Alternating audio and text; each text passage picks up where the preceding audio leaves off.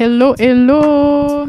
Donc, ici Fouki dit, qui cite et écrit une poésie crue, sans filtre, non linéaire. Donc, ce poème que je vais vous réciter dans peu de temps, c'est un poème qui s'intitule « Contradiction » et qui parle de la honte émotionnelle et le besoin inconditionnel de validation. Vu que c'est mon premier audio, je vais me présenter. Donc, je m'appelle Foukidi. Je suis dans la fin vingtaine. J'ai fait mon master en fait, c'est... Oh my God. Désolée, j'avais comme le nom en anglais, puis après en français. Puis là, ça m'a comme... J'ai eu un brain freeze, là. Anyway. Donc, dans le fond, je suis infirmière.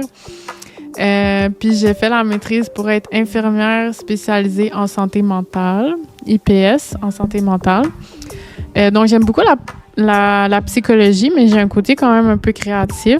Et j'ai commencé à adorer écrire et faire de la poésie. J'ai jamais été intéressée en littérature. J'aimais lire quand même, mais tu sais, je suis pas quelqu'un de très sur la littérature. Je suis pas quelqu'un non plus qui lit beaucoup de livres. Mais alors, je suis vraiment impressionnée moi-même d'être intéressée par la poésie, mais franchement, j'adore. Pour moi, c'est une thérapie, c'est mon journal, c'est mon recueil d'émotions. OK? Dans le fond, c'est pour m'aider à m'exprimer, valider mes émotions et me comprendre dans mon processus de guérison. Ça fait à peu près un an et demi que je fais ça et honnêtement, ça m'a beaucoup aidée. Et je me suis dit, pourquoi pas partager avec les autres pour que les autres puissent connecter avec ces poèmes-là et peut-être leur faire réfléchir et peut-être les aider, eux, dans leur cheminement de guérison. Donc, c'est vraiment ça mon but et c'est pour ça que mes pauses sont gratuites. Je sais pas si un jour je vais les faire payants, mais pour le moment, vraiment, je préfère les garder gratuits parce que j'ai envie que tout le monde ait accès à ces poèmes-là. Parce que mon but, c'est d'aider les autres et que les autres soient inspirés. Donc, j'ai commencé par... c'est mon premier audio. Je me suis dit, justement, si on est en auto ou on veut faire le ménage en même temps d'écouter, ben pourquoi pas faire un audio à la place de lire. Donc, je trouvais que c'était une super bonne idée. Moi, genre, en vrai, j'adore Substack. Je viens de commencer sur l'application, puis je comprends pas trop comment ça fonctionne, mais à chaque fois, je découvre des choses et je suis comme, waouh, c'est vraiment cool. Donc, j'essaye ça.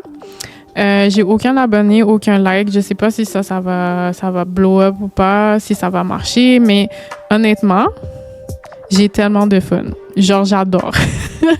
So, je vais continuer, puis why not? Genre, si, mettons, vous écoutez et vous aimez, j'aimerais savoir votre feedback quand même. Je suis quand même intéressée de savoir si vous aimez ça et tout, parce que là, moi, comment j'ai pensé présenter, c'est de réciter le poème et après de parler un peu de l'analyse, qu'est-ce que je voulais dire par là dans mon poème, l'interprétation. J'hésitais à faire ça parce que je me suis dit, est-ce que les gens préfèrent avoir leur propre analyse ou ils sont quand même intéressés à mon analyse de mon poème et d'où je viens par rapport à ce poème-là. Donc, on va faire les analyses. Je pense que c'est une bonne idée et puis vous pouvez vous faire votre propre analyse, il n'y a aucun problème. Moi, mon but, c'est de vous aider si ça vous aide et que vous comprenez quelque chose par rapport à vous-même et que ça vous aide dans votre processus, allez-y. Donc, poème. Contradiction. J'ai envie de fuir et de rester. C'est beau, mais je me sens dépaysagée. Je me sens seule et entourée. Je me sens bien accompagnée, mais d'une mauvaise compagnie. On me dit « T'inquiète », mais je me soucie. On me dit « Je t'aime », mais ça sonne amer à mon oreille. Et mon « Je t'aime » de retour, il sonne pareil. Je ne suis pas rassurée et je suis blessée. Quand j'en parle, on ne comprend pas. D'un côté, qu'on ne me comprenne pas me va, mais d'un côté, je me sens étrangère. Étrangère des réalités externes où je me perds. D'un côté, c'est rassurant. D'un côté, je me perds. Mon impression intérieure est illusion, tant mieux, car c'est souvent noir, enfoui au fond de l'entonnoir. Pourtant, on me dit chaleureuse et rieuse. Moi, j'ai toujours pensé que les gens lumineux étaient les gens les plus malheureux. Comme s'il fallait balancer. L'amour donné aux autres sera celui de moins pour soi-même. J'ai l'impression que chaque relation va me faire de la peine. Et je réalise que je n'arrive même plus à me confier. J'ai toujours l'impression que les immenses émotions exprimées seront mal digérées. On m'a tellement dit que j'étais dramatique et trop sensible. Je l'ai intériorisé comme pénible. Quand je donne aux autres et que je suis empathique de leur situation, ma sensibilité est accueillie. Mais quand c'est moi, on me dit de diminuer. On ne peut pas gérer, tu dois rationaliser, tu dois te calmer, tu es mieux une fois rétabli. Mais cette intensité me permet d'aider. J'aurais juste voulu qu'on me dise « C'est OK, c'est accepté. Aujourd'hui, c'est moi qui vais t'aider. Aujourd'hui, tu peux m'en aller. » Je n'arrive pas à me désensibiliser. Je ne peux pas en parler à ma famille dont la solution, c'est de prendre une tisane à la camomille. Donc voilà le poème. J'espère que c'était pas trop monotone parce que des fois quand je suis concentrée, on dirait que les émotions s'en vont de l'élocution, de la whatever. Anyway. Donc je vais vous parler un peu de l'interprétation, l'analyse de ce poème selon moi que j'ai écrit. Donc l'impact de la dissonance sur le besoin d'être validé.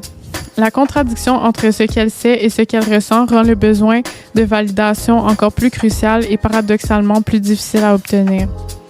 La contradiction de la réalité et du ressenti qui amène le thème de déconnexion non pas avec le monde, mais de la possibilité de s'y sentir, de s'y sentir émotionnellement lié. Il y a présence d'un doute face à la réalité, ce qui fait que son cœur, son ressenti, se sent étranger du monde extérieur qui est la réalité. La honte émotionnelle. Quand l'auteur, qui est moi, désolée, c'est parce que j'écris à la troisième personne parce que je me suis dit que ça allait être mieux. Mais on dirait que je regrette un peu. Mais là, j'ai tout écrit là, pour genre me rappeler de qu'est-ce que j'allais dire.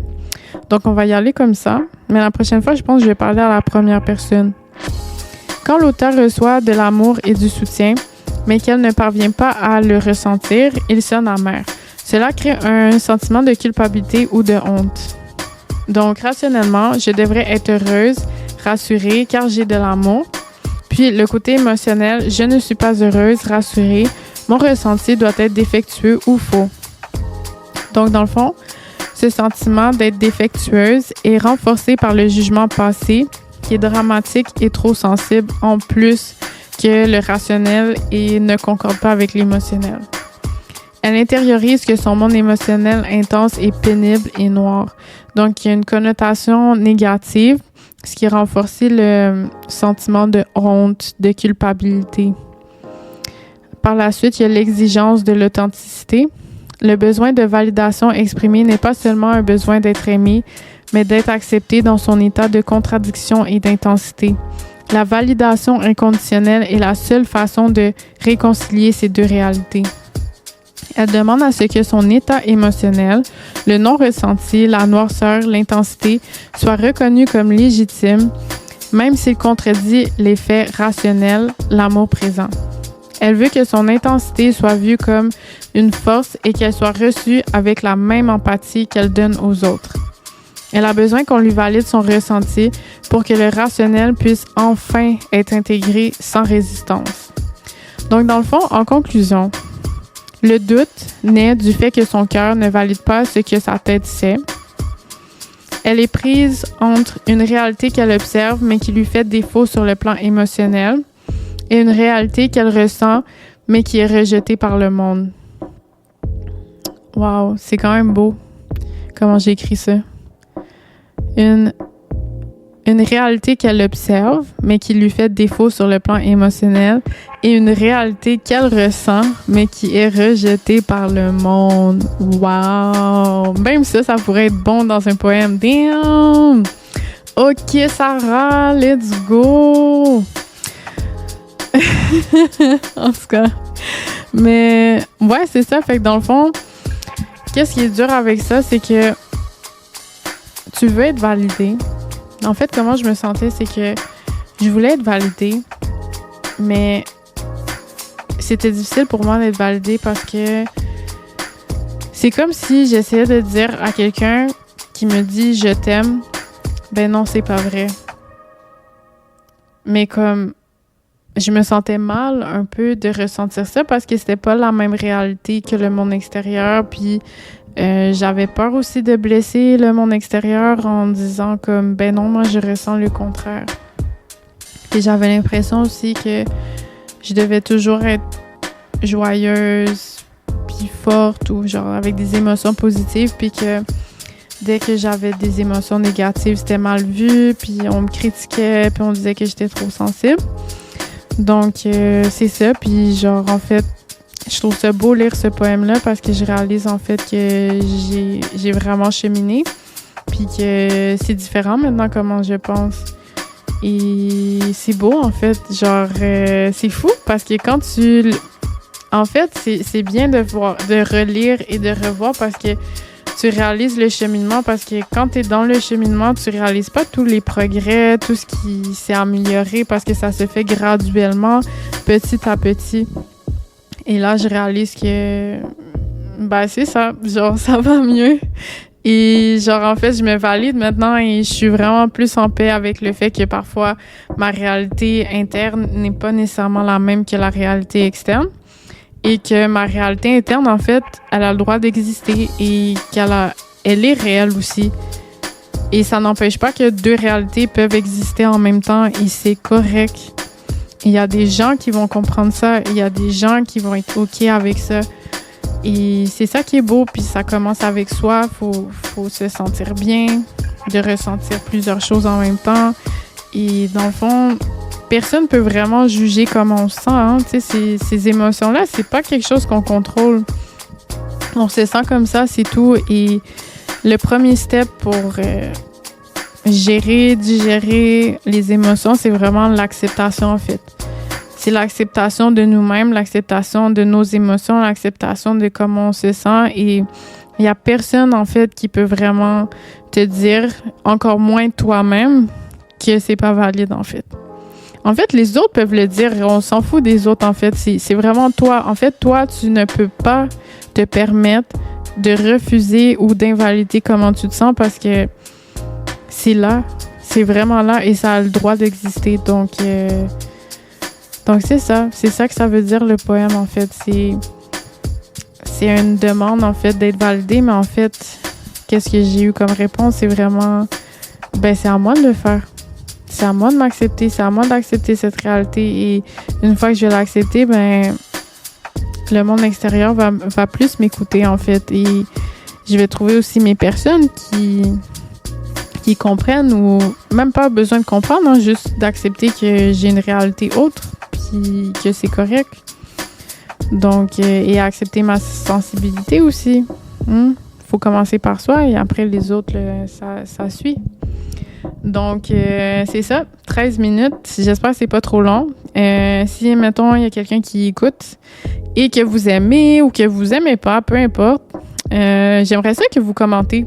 J'aimerais ça savoir votre point de vue. Est-ce que vous avez aimé ça? Est-ce que, là, on dirait que ça fait de la validation, mais comme, en fait, moi, mes poèmes, je vais quand même les share. Ça, il n'y a aucun problème, mais c'est plus comment les divulguer. Est-ce que vous préférez une analyse? Est-ce que vous préférez juste écouter un poème et faire votre propre analyse? Est-ce que vous aimez bien l'audio? Vous préférez juste par écrit?